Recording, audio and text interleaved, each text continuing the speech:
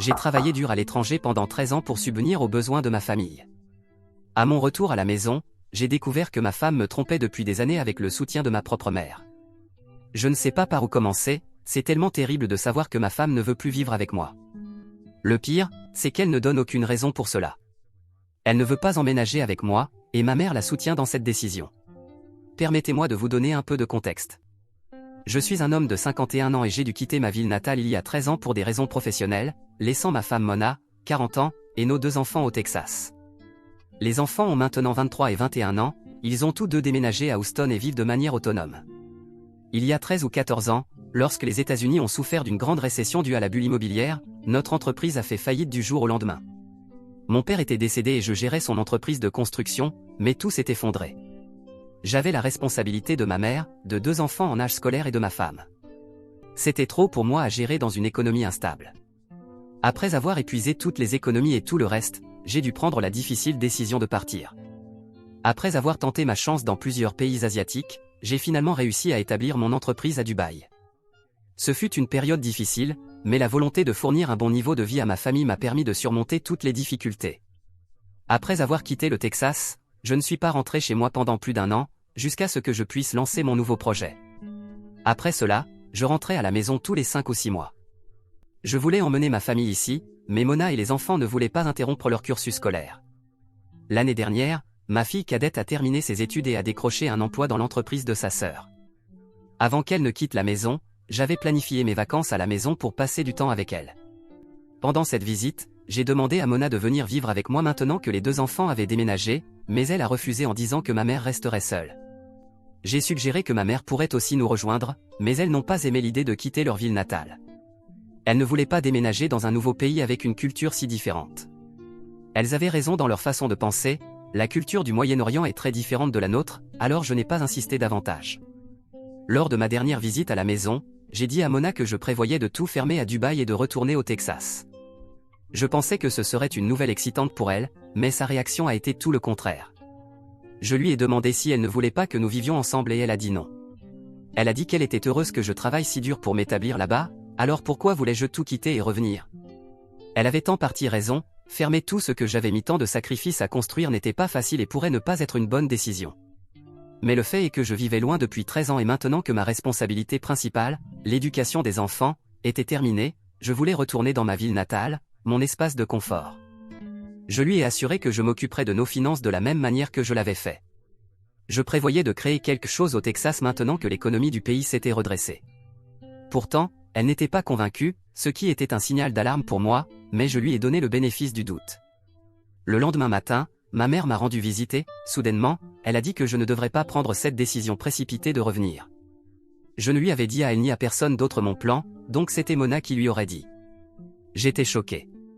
Comme Mona, s'opposer à cela pourrait être considéré comme un signal d'alarme, mais lorsque ma mère a également exprimé une préoccupation similaire, j'ai vraiment commencé à douter de moi-même. J'ai pensé que peut-être je prenais la mauvaise décision, alors j'ai abandonné l'idée. Cependant, cela me dérangeait que ma femme ne veuille pas vivre avec moi. La raison pourrait avoir du sens, mais cela m'a brisé le cœur de voir Mona devenir si émotionnellement distante de moi. Ce sentiment s'est tellement incrusté dans ma tête qu'après être rentré chez moi, j'ai limité mes appels et mes messages avec elle. Je pensais qu'elle le remarquerait et me demanderait ce qui se passait, mais elle ne s'est pas souciée de demander si tout allait bien. Il y avait des jours où je ne l'appelais pas et elle non plus ne me contactait pas. Les jours sont devenus des semaines et maintenant notre communication est uniquement transactionnelle. Tout cela indiquait une chose, qu'elle n'avait plus besoin de moi. Alors, le mois dernier, je l'ai confrontée. Je lui ai demandé si elle ne m'aimait plus. Elle a rejeté en disant que je pensais trop. Elle a dit qu'elle était occupée à s'occuper de la maison et de ma mère, qui était devenue fragile avec l'âge. Je ne savais pas quoi répondre. Je veux dire, ce n'est pas courant de voir sa femme s'entendre aussi bien avec sa belle-mère et s'occuper d'elle. J'étais reconnaissant à Mona d'être si gentille avec ma mère. Mon malaise grandissait chaque jour. Je ne pouvais pas comprendre pourquoi ma femme ne voudrait pas être avec moi. Nous avons déjà notre propre maison, nos principales responsabilités sont terminées, et en plus je lui assure que notre style de vie ne sera pas compromis. Alors, pourquoi elle ne veut pas que je sois à la maison n'a pas de sens. Oui, comme vous tous, la même chose m'est venue à l'esprit aussi. Peut-être qu'elle a trouvé quelqu'un de mieux. Mais la question est, comment découvrir la vérité? Elle n'a montré aucun autre signe d'alerte jusqu'à présent. Elle a été une excellente mère, élevant les enfants avec tant de bravoure en mon absence. Ce n'est pas facile. Elle a rempli tous ses rôles si élégamment que parfois je me sens mal de soupçonner d'elle. Mais vous savez comment fonctionne la distance. Des conseils sur la façon de découvrir cela? Mise à jour 1. Merci pour tous les conseils. J'étais heureux de me connecter avec vous, personnes qui partagent leur histoire de trahison. Une grande leçon à apprendre. Mona me trompait et ma mère le savait tout le temps, mais ne m'a rien dit. Je ne sais pas ce que j'ai fait pour mériter ce destin. En publiant mon histoire ici et en me connectant avec vous, une chose était claire, je ne pouvais pas laisser passer cela. J'ai planifié un voyage surprise à la maison. Je n'en ai parlé à personne, même pas à ma mère. En entrant dans ma maison, j'avais peur de trouver Mona avec son AP. Un peu drôle, mais après avoir lu tant d'histoires de femmes infidèles de maris déployés, c'est celle qui m'est venue à l'esprit. Heureusement, rien de tout cela ne s'est produit. Mona était dans la cuisine lorsque je suis entré dans la maison en utilisant la clé de rechange. Oui, elle a été surprise de me voir. Je portais un bouquet avec moi pour couvrir cela comme une surprise. Évidemment, elle était surprise, mais aussi soupçonneuse de mon apparition soudaine. Elle m'a bombardé de questions sur mon arrivée. Je lui ai dit que j'avais peu de travail ce mois-là, alors j'ai décidé de venir à la maison. Elle a forcé un sourire et a fait semblant d'être heureuse, mais cela semblait manifestement faux. J'ai passé les semaines suivantes à découvrir la vérité. J'ai fait tout ce qu'un psychopathe dans ma situation aurait fait. Je ne suis pas très fier de certaines de ces choses, mais oui, clairement, je n'avais pas le choix. J'ai fouillé son téléphone, écouté ses conversations, placé un dispositif GPS dans sa voiture et l'ai suivi dans toute la ville. Tout cela m'a donné des informations en morceaux qui m'ont donné une image claire de ce qui se passait en mon absence à la maison. Il s'est avéré qu'elle voyait quelqu'un depuis les 8 dernières années. Le jour où je suis rentré à la maison, elle était très prudente avec son téléphone. Auparavant, elle nettoyait toutes les preuves avant mon arrivée. Cette fois, elle n'en a pas eu l'occasion. J'ai essayé d'espionner son téléphone le premier jour, mais je n'ai pas eu la chance. Et quand j'ai finalement pu y accéder, je n'ai rien trouvé. Elle aurait pu le nettoyer à la première occasion. Son infidélité est apparue lorsque j'ai placé un dispositif GPS dans sa voiture et que je l'ai suivi.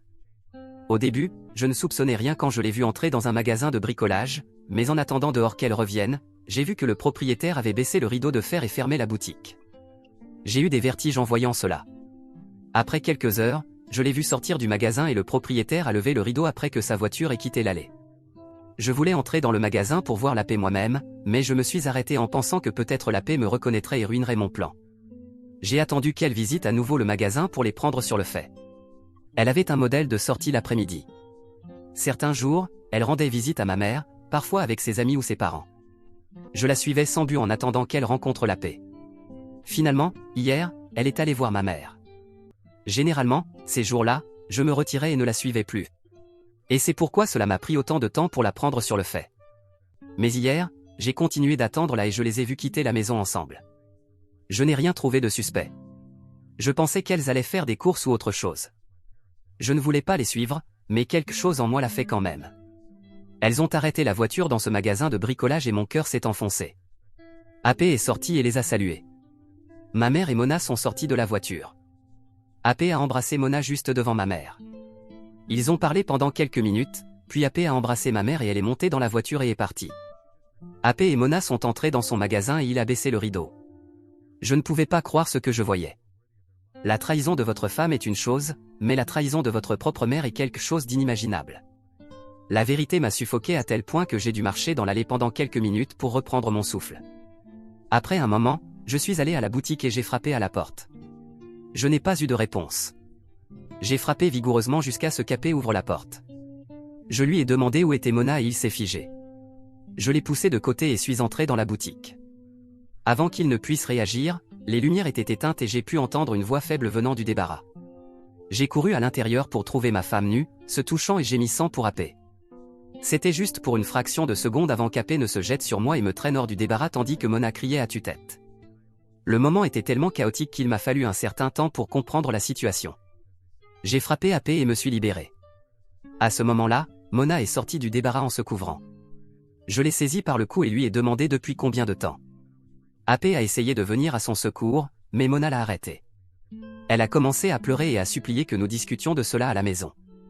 J'ai réalisé que je pourrais avoir des problèmes à cause de cette bagarre, alors je me suis retiré, je suis sorti et je suis parti. Je suis allé chez ma mère. Je suis entré dans la maison en criant « Tu savais ». Tu savais. Tu m'as aussi trahi. Mona avait déjà appelé parce que ma mère n'a pas été surprise par mon comportement. Elle a juste pleuré et m'a tenu la main en me demandant de me calmer. Je me suis effondré. Mona est également arrivée à ce moment-là. Voir son visage m'a rendu plus en colère. Je leur ai demandé de me dire la vérité. Après beaucoup d'insistance, Mona a dit « C'était très solitaire quand tu es parti. Ce n'est pas facile de vivre seul pendant 13 ans. Tu étais tellement occupé avec ton travail que tu avais à peine du temps pour moi. Tes appels étaient limités à quelques minutes et étaient plus une vérification de l'état des enfants et de ta mère. Et moi. Je lui ai demandé depuis combien de temps cela durait.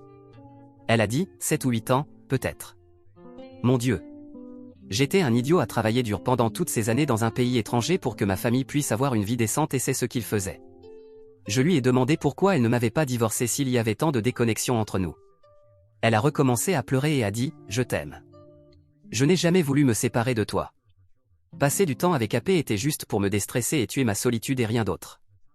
Il ne signifie rien dans ma vie. Vraiment. Après avoir fait des bêtises avec lui pendant une décennie, il ne signifie rien pour elle? Waouh. J'ai regardé ma mère et lui ai demandé comment je l'avais offensée pour mériter cette trahison de sa part. Elle a sangloté et a dit, je sais que tu me détestes, mais pense à ma perspective. Tu m'as laissé seule ici. Mona prenait soin de moi. Elle a aussi des besoins en tant que femme. Je comprends cela, alors j'ai dû la soutenir. La soutenir en me trahissant? Quand j'ai obtenu toutes mes réponses, je me suis levé pour partir. Elles ont toutes deux essayé de m'arrêter et m'ont suivi dehors, mais je les ai averties de ne pas le faire. J'ai dit à Mona de ne pas rentrer à la maison et que je voulais être seule pendant un certain temps. J'ai conduit de retour à la maison, en sanglotant. Je me sentais malade à l'estomac. Je ne sais pas comment je devrais réagir à cela. Est-ce vraiment ma faute si cette affaire est arrivée parce que je vagabondais dans un pays étranger pour le bien de ma famille? Mise à jour 2. Vous avez été d'un grand soutien, merci. Voici ce qui s'est passé ensuite. J'ai passé les jours suivants plongé dans mes chagrins. Puis j'ai conduit à Houston pour rencontrer mes filles. Elles n'étaient pas des enfants, elles méritaient de savoir ce que leur mère faisait pendant que je me démenais pour elles. J'ai fait cela aussi pour me protéger. Mon plan était de quitter le pays et Mona pourrait utiliser cela contre moi pour manipuler mes filles. Elles ont été dévastées en apprenant la vérité, mais l'aînée a également dit que parfois elle sentait que Mona et ma mère tramaient quelque chose. Elle a également dit qu'elle soupçonnait que ma mère voyait un veuf qui vivait à 2 pâtés de maison. Quoi qu'il en soit, ce n'est pas mon problème. Mon père est décédé il y a des décennies, alors elle pouvait faire ce qu'elle voulait. Mais son soutien à Mona dans tout cela est un problème pour moi. Le lendemain, j'ai emballé mes affaires et suis rentré chez moi. Mona et ma mère m'appelaient depuis. Je pense qu'elles sont venues chez moi et ont trouvé la maison vide, et c'est à ce moment-là que la réalité les a frappées. Oui, je les ai abandonnées. Pendant le premier mois, les appels et les messages étaient remplis d'excuses et de supplications, me demandant de revenir à la maison. Mais finalement, elles se sont inquiétées pour l'argent. Je ne les ai pas bloquées délibérément. Je voulais les voir anxieuses sans argent. J'ai gelé mes comptes bancaires et cartes de crédit. Elles ont perdu la tête avec ça. C'était évident, car aucune d'elles n'avait de source de revenus. Ma mère recevait une pension de l'État, mais ce n'était pas suffisant pour couvrir le style de vie qu'elles avaient mené. Elles essaient désespérément d'obtenir une réponse de ma part, mais je les ai ignorées. Ma mère a recouru au chantage émotionnel, disant que mon père serait tellement bouleversé de voir que je l'avais laissé seul à cet âge. Toutes leurs supplications tombent dans l'oreille d'un sourd. Elles m'ont tellement trahi. Je n'ai jamais soupçonné Mona. Je n'ai jamais vérifié son téléphone, comme le font les personnes en relation longue distance. J'ai toujours respecté sa vie privée plus que Mona. Je me sens trahi par ma mère. Parfois, quand j'avais une sensation de vertige à propos de Mona, voir son lien fort avec ma mère me faisait me sentir plus léger. En retour, j'ai été trahi. La raison qu'elles ont utilisée pour couvrir l'infidélité de Mona était si ridicule, comme elle se sentait seule, donc elle a décidé d'ouvrir ses jambes. Elle se sentait seule dans sa propre maison avec des enfants, entourée d'amis et de famille. Waouh! Si on compare ainsi, j'étais plus seule, littéralement seule dans un pays étranger sans famille ni amis. J'aurais pu aussi amener quelqu'un dans mon lit, mais la différence est que je ne l'ai pas fait. J'étais tellement occupé à penser au bien-être de ma famille que tromper était la dernière chose qui me venait à l'esprit. Je travaillais dur, économisant pour pouvoir rentrer chez moi le plus tôt possible. Quand aucune de leurs avancées n'a obtenu de réponse de ma part, elles ont eu recours à mes filles pour obtenir de l'aide. Mona ne savait pas que j'avais dit la vérité aux filles et elle a fait exactement ce que j'attendais. Mona a mal parlé de moi devant elle, disant que je les avais coupées financièrement. Elle a également allégué que j'avais une liaison dans le Golfe ou que je m'étais peut-être marié là-bas. Après avoir écouté toutes ces bêtises, mes filles l'ont confronté et lui ont dit qu'elles connaissaient la vérité sur son affaire. Elles l'ont chassé ce jour-là, mais Mona a continué à contacter la plus jeune pour demander de l'aide. La plus jeune est plus proche de Mona et elle profite de son innocence pour lui extorquer de l'argent. Quoi qu'il en soit, je ne vais pas lui demander d'arrêter d'aider sa mère. Elle est adulte et sait quoi faire. Ma mère a également contacté mes filles pour obtenir de l'aide financière. Quant à moi, je ne peux toujours pas surmonter le sentiment de trahison. Je n'ai pas encore pensé au divorce. Cela va me coûter cher inutilement. Le divorce serait bénéfique pour Mona financièrement et aussi personnellement si elle veut épouser AP, mais je ne vais pas entrer là-dedans. Elle vit déjà dans ma maison et c'est le maximum qu'elle peut obtenir. Quant à moi, je suis hors du pays et je n'ai pas de responsabilité, donc que je sois divorcé ou non, cela n'a vraiment pas d'importance pour moi. J'essaie de continuer ma vie. Je mettrai à jour si quelque chose de nouveau se passe. Mise à jour 3. Voici ce qui s'est passé ensuite. Après les avoir coupées financièrement, elles ont essayé toutes les ressources qu'elles pouvaient. Ma fille aînée a refusé de les aider, mais la plus jeune a été manipulée pour les aider. Mais elle ne gagnait pas beaucoup, étant à son premier emploi avec un salaire très bas qui couvrait ses besoins de base. Malgré cela, elle économisait de l'argent pour aider sa mère. J'étais fier d'elle, en réalité. Finalement, elle s'est épuisée à aider Mona. Elle a suggéré à Mona de trouver un emploi pour se soutenir, mais Mona l'a prise pour acquise, disant que c'était sa responsabilité de prendre soin de sa mère en temps de besoin. Ma fille cadette a fait ce qu'elle pouvait avec son petit revenu, mais quand cela est devenu trop pour elle, elle a arrêté. Mona ne pouvait pas épouser AP car elle est encore mariée avec moi, alors elle m'a contacté pour obtenir le divorce. Elle m'a menacé de toutes sortes de conséquences légales, mais vous savez quoi? Je m'en fiche. Je suis hors du pays, je ne pense pas qu'elle ait suffisamment de connaissances ou de ressources pour me poursuivre dans un contexte transfrontalier. Et même si elle le fait, il n'y a pas de punition pour avoir abandonné votre femme infidèle selon la loi de ce pays, alors oui, bonne chance avec son avis légal. L'état actuel de Mona est qu'elle travaille dans la boutique d'AP et je ne sais pas ce qu'elle reçoit en échange de son service, de l'argent ou du sexe. AP n'a pas une maison adéquate, il vit dans son camping-car et il a aussi un père malade dont il doit s'occuper, donc il n'est pas non plus financièrement fort pour subvenir aux besoins de la princesse Mona. Quant à ma mère, parfois je me sens mal de l'avoir brûlée et je veux l'aider, mais elle reçoit une pension et cela devrait être suffisant pour survivre. Elle l'a bien cherché. Peut-être que je la pardonnerai à l'avenir, mais pas maintenant. Bien qu'elle ait demandé pardon pour ce qu'elle a fait, je n'ai pas senti qu'elle regrettait vraiment. Alors, je vais attendre le jour où elle se repentira vraiment de son erreur où ma colère diminuera et mon amour pour elle surpassera mes émotions. Certains d'entre vous m'ont conseillé de passer à autre chose et de profiter du style de vie vibrant de Dubaï. Bien que ce soit amusant, ce n'est pas aussi glamour que cela en a l'air sur les réseaux sociaux. Ce style de vie royal et fascinant dépeint sur les réseaux sociaux n'est pas pour tout le monde. Cela nécessite de l'argent, beaucoup d'argent. Alors, je vais laisser cela de côté pour l'instant. Les lois concernant les femmes sont aussi assez strictes ici. Je ne suis pas non plus intéressé à utiliser le corps des femmes pour surmonter ma douleur, mais oui, j'ai beaucoup voyagé depuis. J'ai été en Chine et à Bali jusqu'à présent. Il y a une longue liste d'autres pays asiatiques et de cultures que je prévois d'explorer. Par la suite, je lancerai un fil de discussion différent pour partager mon expérience de voyage. Merci pour tout l'amour et le soutien. Maintenant, à l'histoire suivante.